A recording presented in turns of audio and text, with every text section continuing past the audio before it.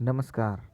आज की वीडियो में हम लेकर आए हैं हिंदी कार्यपुस्तिका प्रवाह कक्षा 6 और 7 के कार्यपत्रक 81 से लेकर 85 तक।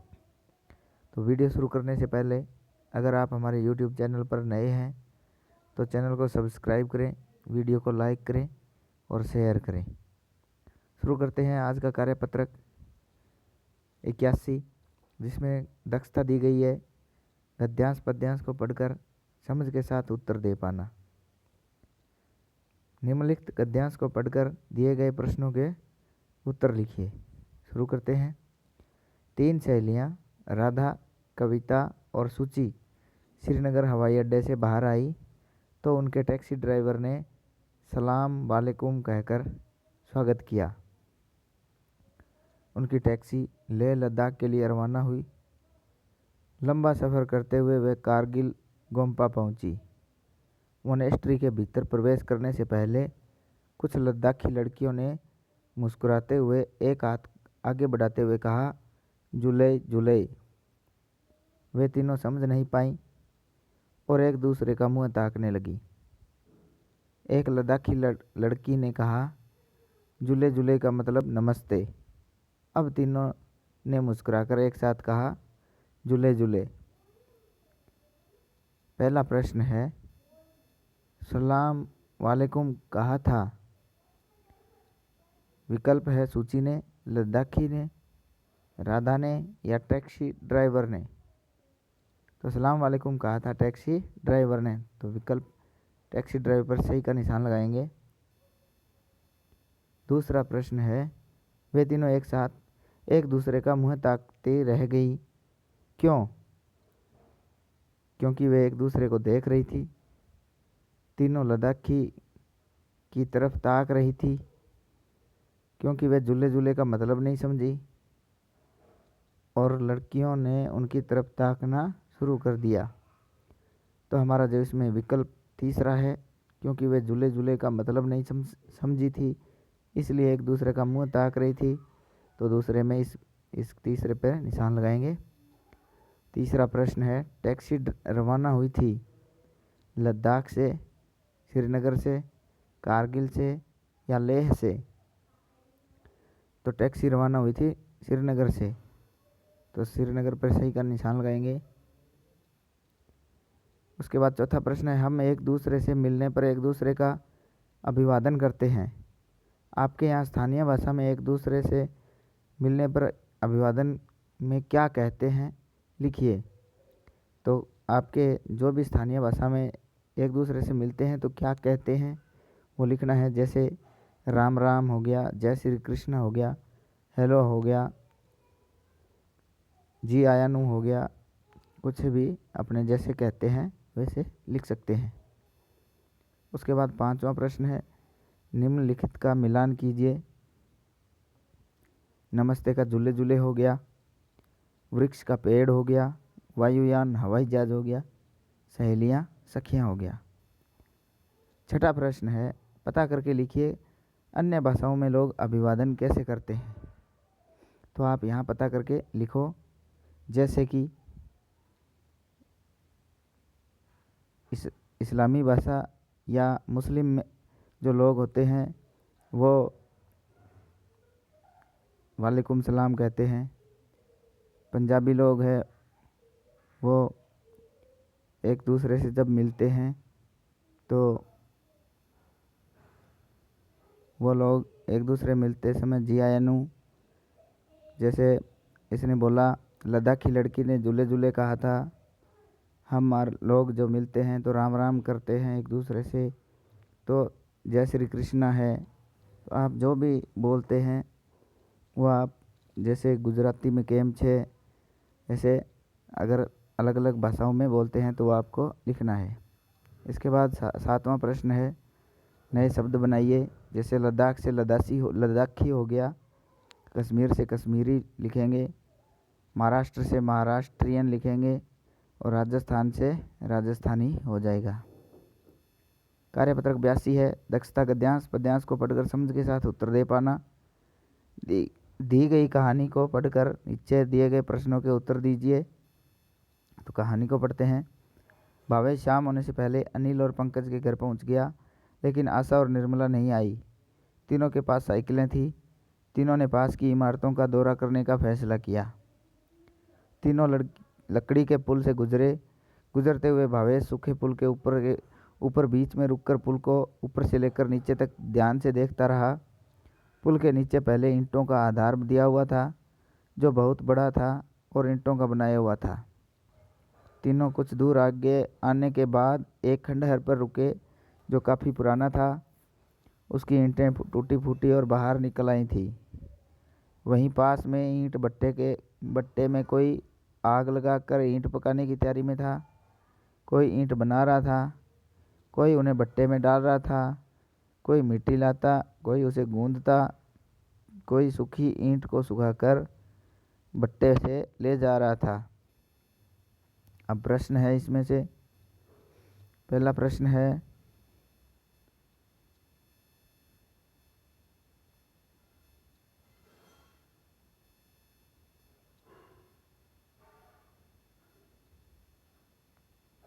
तीनों ने दौरा करने का फैसला लिया, तो पुल का, महल का, पास वाली इमारतों का या होटल का? तो तीनों ने पास वाली इमारतों का दौरा करने का फैसला लिया, तो इस विकल्प को सही करेंगे। दूसरा प्रश्न है, पुल के नीचे आधार दिया था, रेत का, ईंटों का, सरकंडों का या घास का? तो हमारा उत्तर है ईंटों का, तो ईंटों का को सही करेंगे। उसके बाद प्रश्न तीसरा है, भावेश शाम होने से पहले किसके घर पहुंच गया था? तो उत्तर लिखेंगे, भावेश शाम होने से पहले अनिल और पंकज के घर पहुंच गया था।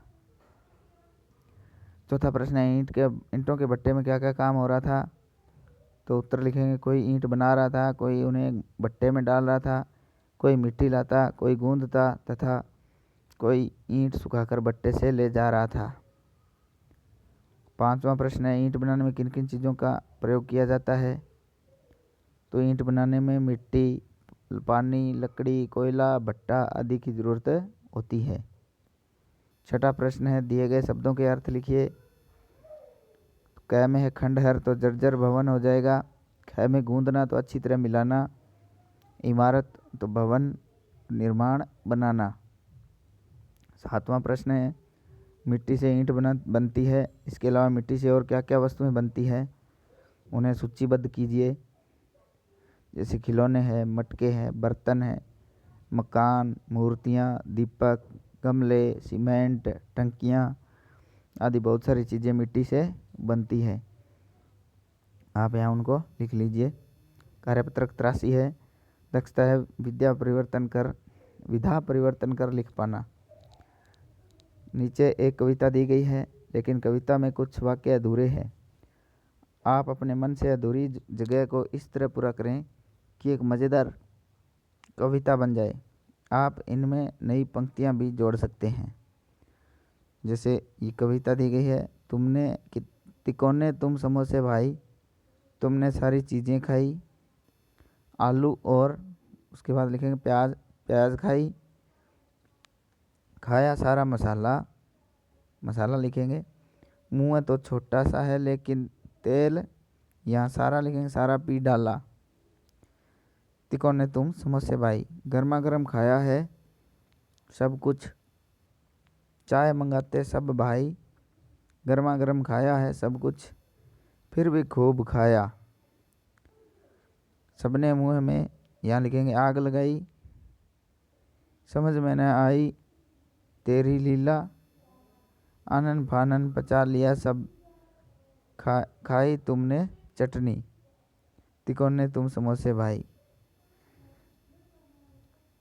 20 कचौड़ी पूरी 30, दही बड़े खाए 31, 3 बार रबड़ी खाई, खीर कटोरे भर भर खाई भाई, सब्जी खाई कटोरी भर के, लाला सब कुछ खा कर के, बोले यूँ मचल करके, भरपेट नहीं खिलाया है, भूखा मुझे उठाया है। तो ये 2 कहानियाँ दी गई है, कविताएं टाइप है, इनको कहानी में रूपांतरण करना है। जैसे पहला है, समोसे भाई, आपका आकार तिकोना होता है, फिर भी आपने आलू, प्याज, मसाला सब खा लिया। आपका मुंह छोटा सा है, फिर भी पूरा तेल पी लिया है आपने तो। लोगों ने आपको गर्मा गर्म खाया, फिर भी लोग गर्मा गर्म चाय मांग रहे हैं। आप सबको गर्म लगते हो, फिर भी लोगों ने खूब खाया है। सबके मुंह में मिर्च लग रही है, फिर भी लोग खा रहे हैं। आपकी यह लीला कोई नहीं समझ सकता है। चटनी के साथ खाते हैं तो तुरंत बच जाते हो, तिकोने समोसे भाई हो। इसके बाद दूसरी का कहानी रूपांतरण है। लाला खाना बैठा था तो उसने 20 कचौरी, 30 पूड़ी, 31 दही बड़े, 3 बार रबड़ी खाई। रबड़ी, खीर कटोरी भरकर, सब्जी भी कटोरी भरकर खा ली। सब कुछ खाकर जब लाला खड़ा हुआ तो बोले कि आपने मुझे भरपेट खाना नहीं खिलाया है, मुझे भूखा उठाया है। तो इस तरह हम कविता के रूप में इसको परिवर्तन कर देंगे। इसके बाद कार्यपत्रक 84 है। दक्षता व्यवहारिक व्याकरण, क्रिया शब्दों को पढ़कर समझ पाना। पहला प्रश्न है, उचित क्रिया शब्दों से वाक्यों को पूरा कर दीजिए। जैसे पहला है, कै में दिया हुआ है, भैया आप मुझे जन्मदिन पर क्या देना क्रिया है। तो यहाँ जन्मदिन पर क्या दोगे आएगा, तो दोगे लिखेंगे। उसके बाद ख में है, रोहित जोर जोर से लगा, हंसना क्रिया है तो हंसने लगा, हंसने लिखेंगे। ग में है, विपिन कहानी रहा है, पढ़ना क्रिया है तो पढ़ रहा है। ग में है, आराध्य सीढ़ियों से रहा है, कूदना क्रिया से कूद हो जाएगा। अंग में है, आंधी पेड़ में गया, आंधी में पेड़ गया, तो टूटना क्रिया से टूट हो जाएगा। इसके बाद दूसरा प्रश्न है, उचित क्रिया विशेषण।